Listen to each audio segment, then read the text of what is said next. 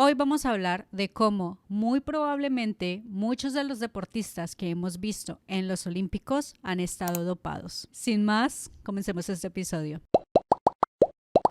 Hola, soy Natalie, bienvenidos a otro episodio de Natalie Pecas Podcast. Hoy vamos a hablar sobre los Olímpicos. Primero hay que hablar que existen dos tipos de Olímpicos. Están los Olímpicos del verano y los Olímpicos del invierno, o sea, donde tenemos deportes de invierno, deportes de verano. Y están entrelazados, por eso vemos que se celebran los Olímpicos cada 2 años. Primero tenemos Olímpicos del invierno y a los 2 años tenemos Olímpicos del verano y a los 2 años otra vez los Olímpicos del invierno. Y así sucesivamente. Entonces tenemos, por ejemplo, los Olímpicos del verano, donde los deportes que se van a celebrar específicamente este año, los que tenemos están en París, y los deportes que vamos a ver son atletismo, natación, gimnasia, baloncesto, fútbol, tenis y muchos más. Cuando tenemos los Olímpicos del invierno, tenemos a esquí, patinaje sobre hielo, hockey, biatlón y otros. La última vez que esto se celebró fue en Beijing en el 2022 y la siguiente vez que los vamos a ver va a ser en Milán Cortina en el 2026. ¿Listo?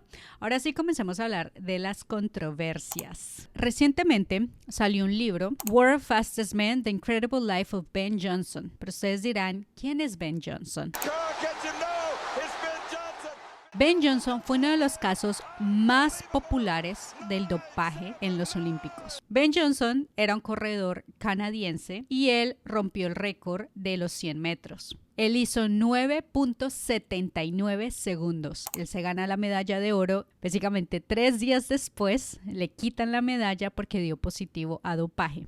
Lo que le encontraron fue un esteroide anabólico. Entonces vamos a hablar de qué hace este esteroide anabólico en el cuerpo. Entonces los efectos. Entonces, anabólico, aumento de la masa muscular, incrementa la fuerza. Y obviamente cuando necesitamos correr, también necesitamos fuerza en las piernitas, velocidad y también ayuda con la resistencia. A este hombre le encuentran que tiene anabólicos, le quitan la medalla y este año, al salir este libro que habla sobre este evento, sobre esta situación, tiene mucha polémica este libro porque él básicamente nos está diciendo que él sabe que muchos otros corredores, muchos otros atletas consumían anabólicos. Él no era el único. Y que fuera eso cuando se da esta situación, la gente que lo representaba, que estaban haciendo también dinero con él, todo el mundo le dio la espalda y lo dejaron solo. Entonces él habla sobre esto en el libro, de cómo en realidad los olímpicos son falsos, son hipócritas, porque muchos otros están también consumiendo anabólicos. Él no era el único y que él sabe que a pesar de los años los siguen haciendo. Y esto nos lleva a la más reciente polémica que fue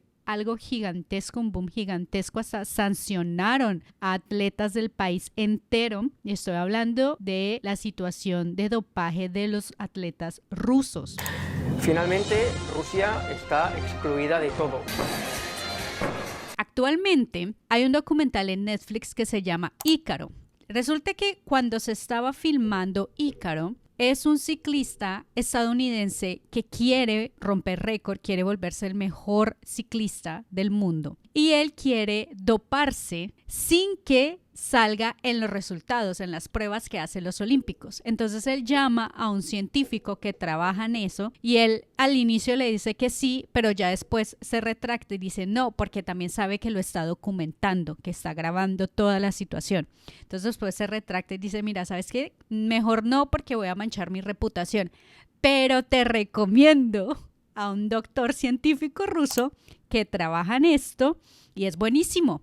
Entonces se conectan el científico médico ruso Grigory Rodchenkov con el ciclista canadiense Brian Fogel y empiezan a trabajar juntos y todo esto está en el documental. El ruso tiene una personalidad súper carismática, se ve medio loco, la verdad me encanta el man. Y se unen y empiezan el ruso le empieza a recomendar, mira, inyéctate esto y está todo en la grabación. Ponte tanta cantidad todos los días. En ese mismo momento, mientras el ciclista está grabando todo lo que él está viviendo, a Gregory su laboratorio en Rusia se la están investigando. Y sus conclusiones son espeluznantes. Primero, el laboratorio moscovita protegía a los atletas rusos dopados bajo un sistema de encubrimiento dirigido desde el Estado. Y así es como se dan cuenta que todos los deportistas rusos, se estaban dopando. Ahora, esto es tremendo escándalo porque a Gregory básicamente él va y le da una entrevista a New York Times admitiendo todo lo que su laboratorio hacía. Exdirector del laboratorio antidopaje de Moscú, Rodchenkov dijo que durante los Juegos Olímpicos de Sochi se pasaban las pruebas a través de un agujero en la pared y se las sustituía. Y él trabajaba con otros 2 científicos. Y adivinen qué pasa con los otros 2 científicos. Ellos fallecen de manera muy sospechosa y Gregory dice, el siguiente soy yo. Así que Gregory se escapa y llega a Estados Unidos y actualmente vive en Estados Unidos acá. Está protegido por el FBI, por el gobierno estadounidense. Entonces no sabemos que Gregory vive, pero no sabemos dónde vive, acá en Estados Unidos, porque está siendo buscado por el gobierno ruso. Y esto nos lleva al tercer punto. Pero Natalie, solo me estás diciendo la historia de un corredor canadiense en 1988 y me estás hablando de los rusos. ¿Quién más? Bueno, tenemos una amplia lista de otros olímpicos que le han quitado las medallas de oro por dopaje. Entonces tenemos a Marion Jones en Sydney del 2000, velocista estadounidense, ganó 5 medallas, 3 de oro y 2 de bronce, pero las perdió 7 años después cuando se descubrió que ella había corrido bajo dopaje. También tenemos, este sí fue súper conocido, fue mundial y ha sido tremendo escándalo, es Lance Armstrong, el ciclista. Se descubrió que él corría también dopado, así que hizo varios tours de Francia y todos se lo quitaron porque descubrieron dopaje. Tenemos también a Andrea Raducan de Sydney, también el de 2000, era una gimnasta rumana y la misma situación, la despojaron de su medalla de oro. Todos estos son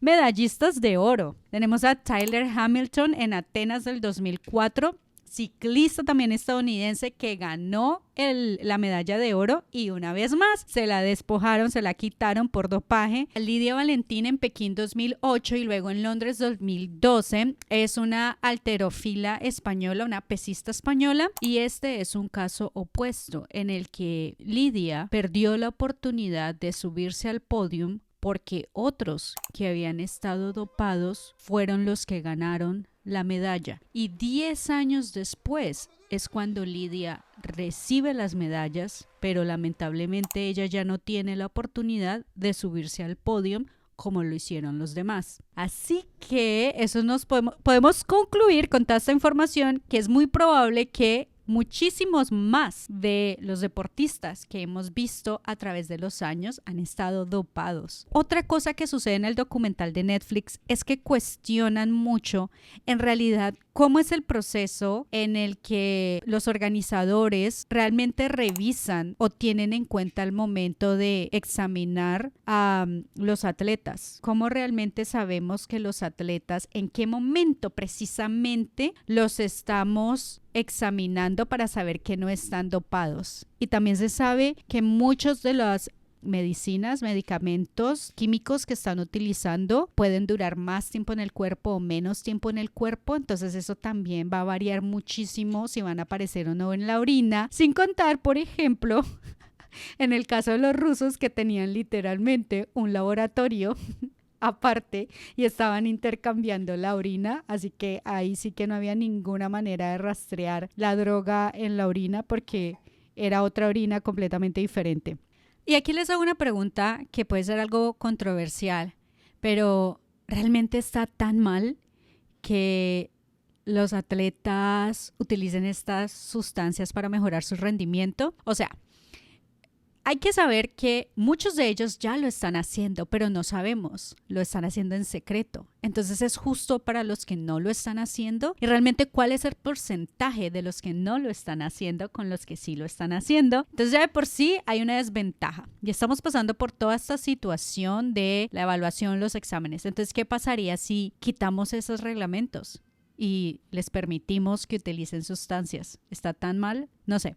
Recientemente Joe Rogan en uno de sus episodios entrevistó a Christian Angermeyer y el doctor Aaron D. Sousa, que son cofundadores de algo que se llama Enhanced Games. Es un evento estilo olímpicos donde reúne a los mejores atletas del mundo, pero lo interesante es que les permiten utilizar sustancias para mejorar su rendimiento. O sea, no importa si se van a dopar o no. Háganle, pelados, háganle. Lo que queremos es ver superhumanos. Lo que queremos ver es deporte.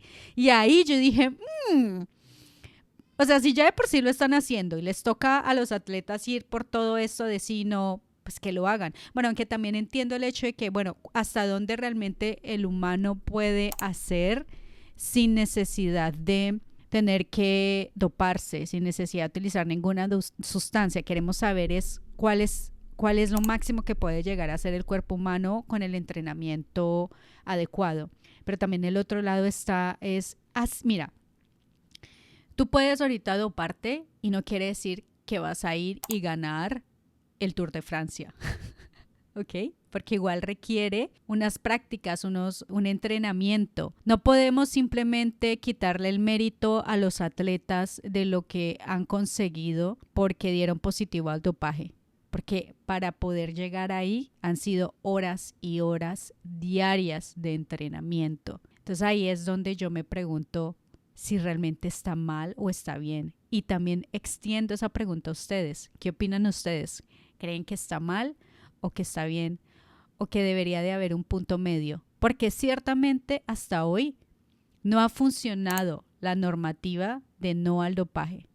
Porque entre más tiempo pasa, más se van descubriendo atletas que se están dopando. En los últimos olímpicos en las carreras sé que descalificaron a una corredora excelente estadounidense porque ella la encontraron con THC, que es un derivado de la marihuana, y ella venía en todo eso porque un familiar había fallecido, entonces ella estaba en depresión. ¿Realmente eso significa que ella iba a tener una ventaja por encima de otros corredores? Porque esta sustancia ni siquiera es que ayude al cuerpo, al músculo realmente. Era una más situación de un antidepresivo, diría yo. Muchísimas gracias por ver. No olviden suscribirse y si casualmente encontraron este video interesante o les dio información que antes no tenían, no le olviden darle un like.